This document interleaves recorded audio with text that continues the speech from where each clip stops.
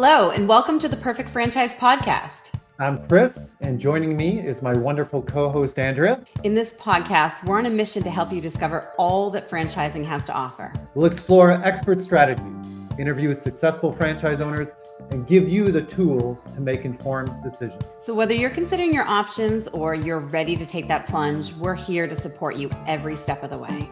So let's jump into today's episode. Today we have a new, different, special, kind of out of the ordinary podcast for you. It's just Andrea and I. And today's about New Year's, right? It's holiday season. 2025 is coming up around the corner. And this is when a lot of folks think, 2024 was all right. I'd like 2025 to be a lot better. And they start thinking about how they're going to make next year better. Yep. Oftentimes, New Year's resolutions. That's right. Oftentimes that might mean doing something else in addition to their, something else from their job or in addition to their job, right? So, Andrea, let's start with this.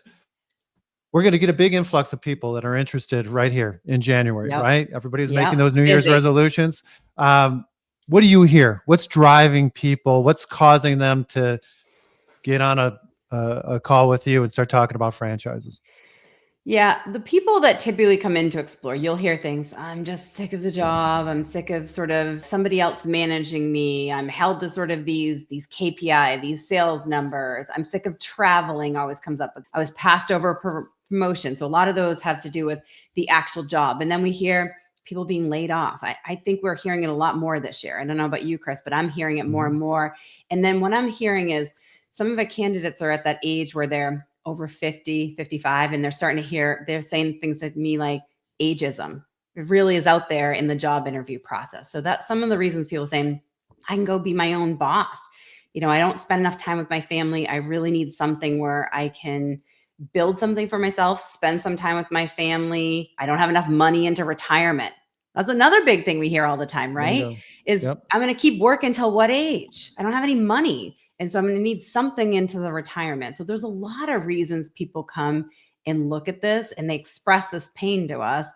I think the challenge is can they get there? They tell you all this pain, but then the next step is you have to actually do something, right? You have to make something happen and actually move forward with the business. So, all right. So you rattled off just a number of pain points there. I would say not just the people we talked to, but the general public, most people have at least one of those pain points, right? Not very few of us love our jobs, right? Or feel like we get treated fairly at our jobs or get compensated fairly. Some do, most of us don't.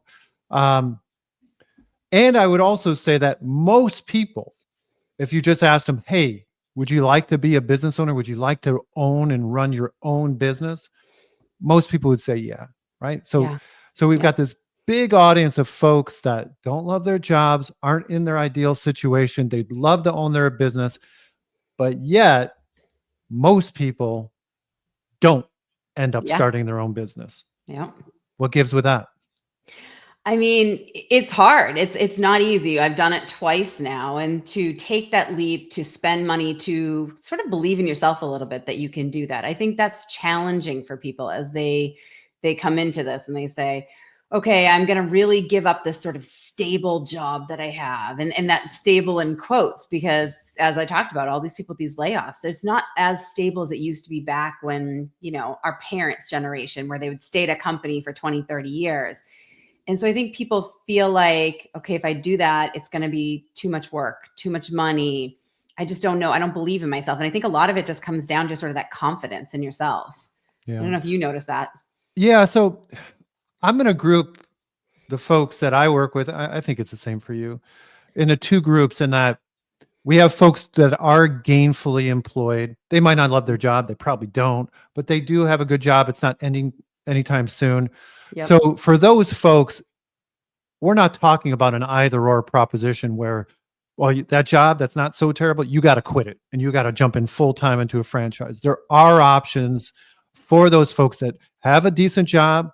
They like the security of that biweekly paycheck, but they do need to, do a little bit more for retirement. They realize it's coming faster than they like, right? They want to start that second income stream. They want that additional wealth building asset. So we have semi-absentee franchises we can talk to them about, right? The other group of folks that are usually unemployed, right? And they've lost their job, and they're usually looking at franchises with us, but also running a job search at the same time. And what's really interesting is you talk to them and they're doing the job search, but if they let their guard down, they'll tell you that, boy, in their perfect world, they don't want to do that. They want to start their own business, right? All the time. And for them, we have, certainly full-time opportunities for them. I would say one of the things I think about when I talk to them is that there is a cost to everything. I think we fool ourselves into thinking that if I stay at the job I don't like, or if I'm unemployed and I go get that job in the same industry that I'm comfortable with, that's safe, but I'm not really risking anything. Business ownership, franchising, that's the risk. I think that's so wrong, right? There is a cost to everything you do, like jumping into a business that, and you've never done that before. There's a risk there. There's a cost to that. There's an equal cost to what you don't do, right? Because you are choosing these things at major 2024, mediocre at best, right? And at some point, you won't have the opportunity to do anything else. So I don't think people really think about it. I think they think there's good decisions, there's bad decisions, and somewhere in the middle is no decision. That's not correct. No decision is a decision, and it comes with its incumbent risks, like anything else. And when that really sinks in for people, that's when I see them actually get off their butt and do stuff. Well, I think some people see this job as this paycheck is coming in, but there's a ceiling to that in a lot of jobs where you get to the point and you're capped out, or you get to a point where you're making too much and they downsize the company to lay people off. And so there's sort of that risk that you're talking about is there. And I think a lot of people that we talk to know that, but it's further back in their minds, right? And so the business seems riskier when you look at it on the surface up front, but it's sort of until that happens. And I think one of the things as we go through this, where you have somebody that's laid off, one of the statistics that we've read recently, and I know you probably share with your clients too, is that 56% of professionals get laid off after the age of 50. And for those that are able to actually return to work, only 10% are able to earn that same amount. That's hard, right? And when you're getting laid off multiple times and you see that as you sort of are in that, back part of your life and you're saying, I still have another, maybe 15 years to work. That's a scary proposition where a business, one of the things is there's an ability to come in and scale it, right? And I think you're looking at this as I'm buying potentially one business, but we always say to people, you can, if you can make 1x with one territory, you can make 2x, 3x with 2 or 3 territories. So there's the ability to scale it. And there really isn't the ceiling as owning your own business. And maybe that's adding additional franchises on. Maybe it's adding additional territory on. Maybe it's just going into a different sector, but there's a way to build a portfolio that kind of covers you. And I think people don't think about it that way. Yeah. So what are some of the other, because we're talking generally now about fear, right? That's ultimately not everybody's set up to be a business owner. Not everybody should be a business owner, but more often we see people that could do it that don't do it, right? And it's always a little, I don't want to sound too dramatic. It's a little tragic because you know what it is when you're on the other side of that, invisible veil. You've done it, you've pierced through it, you've gone on the other side, you've started businesses, you've survived or thrived, right? Yeah. You realize, it's not easy, but you can do it. And so when you see somebody, you want to go like, come on, like just jump, just do it.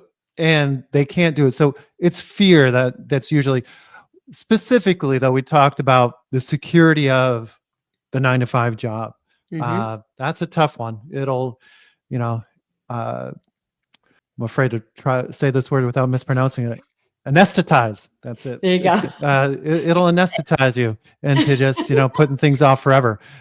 What other fears? Do you have any other specific fears that you see crop up periodically? Yeah, I'll have clients where they talk about, am I too old to start this? I'm 60. And I'll say, how much longer do you have to work? Well, I really, I'm not somebody who's going to sit around and do nothing in retirement. Like I kind of want to work till I'm about 70 and then, just put in a little bit of time. Like I don't want to be somebody sitting around on the internet watching TV after that. And so we'll have people that say that. And I'm like, that's still a good amount of time to work. Right. And so looking at what does that look like? Are you too old to start a business? Not really, because I think you hit on it a little bit when you talked about the different types of businesses, Kris, right? You can go full-time all in. You can be semi-absentee. There's also sort of that in between. Just because you go full-time in the beginning doesn't mean you stay that way. You can hire that general manager. You can start to scale back over time and become sort of semi-absentee. And so I always tell people there's sort of this retirement plan a little bit with a franchise, right? You kind of scale it, you build it, you hire the right team, and then you can start to dial back. And then you're having income come in throughout retirement. And maybe it's something where you pass it down to your kids as a legacy. Maybe it's you just ride out the money while you're in retirement and you sell it. There's lots of opportunities that I think people don't think about. And that's not something that you're doing when you're working in corporate America, right? You're not building that long-term equity. You're just getting a job and a paycheck week over week. The way I think about it, you don't get to have it both ways. If 60 is the new 50, then it's the new 50. And that means you got to plan on staying active and involved and engaged and earning money, because also you might be living to 90 or 100, which a lot of people didn't do in our parents' generation. So the idea that I'm 60 and I might not want to work for that long, or it's too late, I would argue, I'm don't follow politics or the government, but a lot of people out there saying Social Security isn't going to be there forever, whatever. But whether you believe in that or not, a lot of us don't have enough for retirement yet, right? And then we're living way longer. So I know personally, I'm planning on staying active and doing some things for as long as I can, right? Yep. So, I think that's the wrong way to think about it. What about you? What fears are you hearing on your end? Well, one that comes up, and it's more than a fear. I think it's a legitimate concern. But people assume they have the answer, and they need to talk to someone like you or me and find out if it's true or not. And that is, I'd love to start a business, but I'm not going to make a lot of money my first year, and I can't bridge that gap. Right?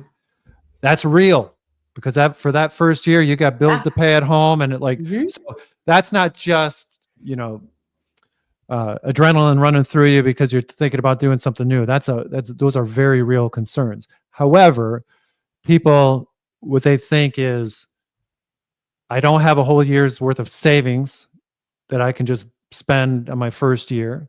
I have to quit my job. And I can't do that. So therefore, franchising is not an option for me. And that's where it could be wrong. A lot of times it is wrong. And what I mean by that is, lots of people don't pay for their entire first year in business via savings, right? There's a number of financing options, and you just build that into the number that you're financing, right? You get all the money you need to start the business, but you also build some money in there to live on. Very, very common. So you need to talk to experts to find out what the options are. And then number two, as we talked about, you don't have to quit your job, right? You can keep your job and do something semi-absentee. Semi-absentee franchises, as a rule, it's not perfect, but they are oftentimes more expensive. We're usually talking more brick and mortar, things like that. So it comes with incumbent risk, and it may not be right for you. But to just shut it out because I don't know how I'll bridge the gap of the first year, I think you're doing yourself a disservice, and you need to talk to somebody. We put folks in charge with our funding expert who walks everybody through the different funding options. And the reality is, as many people as we see not go into business ownership that you and I think they could do it. There Yeah. are people doing it Yeah. every day, Every and we're, day. we're working with them. And so it's just about taking those steps, right? Yeah, and I think it's sort of to your point. You can build that in. There's ways to do it where you're not sitting there with no money coming in. And yes, you're not going to break even, right away. Everybody would do this if it was that easy, right? If there was no risk, everybody would be the business owner. So there's always going to be some inherent risk to this. But I think it's that sort of leap. And it's funny, I went to a new hairdresser the other day, and she had moved down from Atlanta to where I live, and Florida, and she built up this salon, and she's literally moved to an area, started the salon, and was just, she needed to own a business. So we started talking about, I'm now on my fourth business here. And so, part of that is like, she's like, I wish more women would do this. And I said to her, we have this all the time. Like, that's another thing I hear, Kris, all the time is we'll sometimes get husband and wives on the phone, right? And it's the wife's been at home for years with the kids, and now she's ready to do something. But there's that fear of going back out into the world. And do I have transferable skills? I lost all those skills. I used to have a job. I got an education back in the day, but what do I do? And I mean, that's something that we hear all the time. Do you have clients like that where there's sort of that fear? Of course. Well, here's what I'd say. I'd love to know what you say. Sometimes I think when they have that concern, they don't really understand the purpose of a franchise. I mean, whether it's a housewife who hasn't worked or whether it's me who's been in franchising, if I buy a franchise, it's almost always meaning I'm jumping into something completely new. Yep. Right. So I've been in franchising. I don't know anything about whatever, flooring. So if I bought a flooring franchise, yeah, I've been in the workforce, but I'm a baby in the cradle. I need to be my hand held all the way through this new industry, from how do I generate leads to how do I hire the people that are going to actually lay the floor, and so in that instance, I don't think the housewife who's been out of the workforce for 20 years is really at much of a disadvantage. I agree. Right? But in most careers, I could see where that's a challenge to go back and find the what. You have to have sort of that expertise if you're going for a job. Very different in the franchising space. And I always say to people, you look at me, I'm a pharmacist by training. I didn't know anything about sort of running a residential house cleaning business, or I wasn't a hairstyle or barber to do our second business. You don't need to be. You don't need to be an expert. That's what's great about them is they're looking for transferable skill sets so that you can really get the business up and running, run the operations, hire the right people, hire a sales team, scale the business. Those are the kind of things they're looking for. Even somebody who's been at home with the kids for 15 years. You've been managing a household. You've been project managing the life. And I'm sure you overscheduled your kids as a result being home. You had a lot of scheduling going on. You worked with a lot of other people out there. You probably volunteered at your kids' school. So there's aspects of where you're networking, you're meeting people. Those are transferable skill sets that'll work in a franchise. Yeah. In the end, this is a little off topic, but I think very related. What I would also tell those housewives is people ask me all the time, hey, I'm really excited about this franchise. What do you find, Kris, makes a good franchisee? The 20 years you've been in business across all the different franchises, what's the common denominators? What do the successful franchisees all have? And it's a simple answer. And it's not surprising. They were all the hardest workers, and they all followed the franchisor's system. That's it. And I know they're always looking for something more magical from me, and I hate to disappoint them, but when you're applying that to who we're talking about, the housewife that's been out of the workforce for 20 years, those are the two questions she's got to answer for us. So, am I ready to work hard? And will I follow the system? Yeah. And if the answer is yes to that, there's no reason. Yeah. No reason not to do it. Right. Yeah. And I think sometimes it kind of ties back into that retirement. Some of the things I hear is they're looking at it together, where maybe now the wife has a little bit more time that she can commit, and maybe the husband has a full-time job, but he's looking to get out. He has that pain that we talked about early on where he doesn't want to work for anyone anymore. He wants to get to that retirement plan.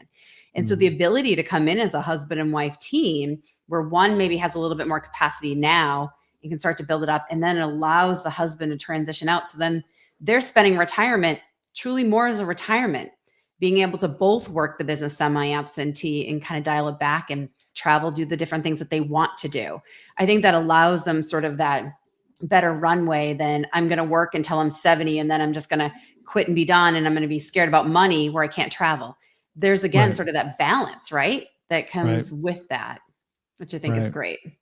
So what would you say in kind of concluding this conversation? So we got all these people, we agree. So many people would love to do something instead of their job or in addition to their job. So many people kind of have a calling with them that makes them think, under the right circumstances, they could be a successful business owner. And yet so many people don't do it. Not only do they not do it, but they don't even take the first step to research and try to investigate whether some of their assumptions are correct or not. That's going to be happening more now than ever as we record this here in December of 2024. What would you tell those people? I think being open-minded and taking the leap to at least explore. And explore isn't just one conversation, but really start to look at some options and see what is that next path. And I think mapping out, what do you want for the next 5 years, 10 years? And don't put a job in there, put in what are you looking for in your life? What are you trying to get out of it? And then I think start exploring some of these opportunities and saying, there's a lot more things I can do with my life. Is there something else that will really, I can have a little bit of passion for, I can build up, can give me that income? I think it's just exploring and taking that leap, because just because you start to work with us or work with somebody like us and you talk to a brand doesn't mean you're buying it the next day, right? I think people get nervous about that, Kris, but we always say there's a runway. It's at least a 2 or 3 month period. And you should be really asking the hard questions. So at least take the leap to explore and see what is out there. At the end of the day, it might not be right, but you know what? If it is, it's definitely going to change your life. Yeah, I'd agree. I tell my clients, listen, there is absolutely zero risk to our process other than the time that you spend. I can't give that back to you, right? But one of the reasons I feel so good about our process is because I can't guarantee a business ownerships for you. Can't guarantee, let's say we find out, yeah, you should be a business owner. I can't guarantee franchise ownership is for you. That's a very specific kind of of business ownership, right? And then if we determine, no, you'd make a good franchisee, then we got to find you the perfect franchise. I can't guarantee that. But what I'm pretty confident I can guarantee is if you really apply yourself to our process over a 2 to 3 month period, which is just, a few hours a week for a couple, 2, 3 months, you will learn so much about franchising, and B, and without sounding too touchy-feely, you'll learn so much about yourself as far as why or why not you're a match for business ownership, and what's important to you in a business. Because you don't get everything. There's no business out there that has A through Z, all the things you want. And so you have to start prioritizing the must-haves in a business. And once you get clarity on that, things get exciting. You have more of a sense of who you are, what you're looking for, and that's really valuable. Even if it doesn't work out, if we don't place you in a franchise, you leave that process going like, this didn't work out, but I'm going to get a business and I know now what I'm looking for. So I'm with you. That's important, because as we go through the process with people, I don't know how many times we'll have an introductory call with somebody, and how many times, Kris, out of 1 out of 10, how many times do they tell you, I've thought about business ownership before? 7 or 8 out of 10 at least, right? They all have thought about it, but where they've thought about it, they may have stopped, or they haven't really put the thought of, I always saw myself as a business owner. I always thought in the future. But if you don't kind of take that next step and start to explore it, and it really is just exploring, to your point, no risk, right? No risk, try it. It may not be right, but you'll never know. And you're going to keep thinking about that as maybe in the future. Just explore it and see if it's right. And if it's not, it's not great. And it may not be right now. Maybe it's right 5 years from now. Yep. Great. But you've gained the knowledge to know this is what I'm working towards. This is what I'm saving towards. This is my plan. That's important. You got it. You got it. Yeah. Well, I think you nailed it. I'm inspired. So I know. why don't you take us home, Andrea? That's great. Well, thank you everyone for listening. This has been a great year. This has been Kris and I's first year doing this podcast. And, I'm not going to say we're amazing, Kris, but we haven't been awful either, right? Like, let's be honest. We got to practice what we preach. Just try it. I know. Just try it. So hopefully 2025 will be even better for you. But, thank you so much for a great year with TPF, and thank you for listening to us. And so if you're considering franchising as a potential path to business ownership, remember there's no one size fits all to franchising that suits everyone. Even so, there's certainly a franchise out there that's perfect for you. To explore your options and find that perfect match, please visit us at theperfectfranchise.com by clicking on Let's Talk. You can schedule time to speak with one of the consultants on the Perfect Franchise team. We look forward to connecting with you again in the new year. And until then, take care.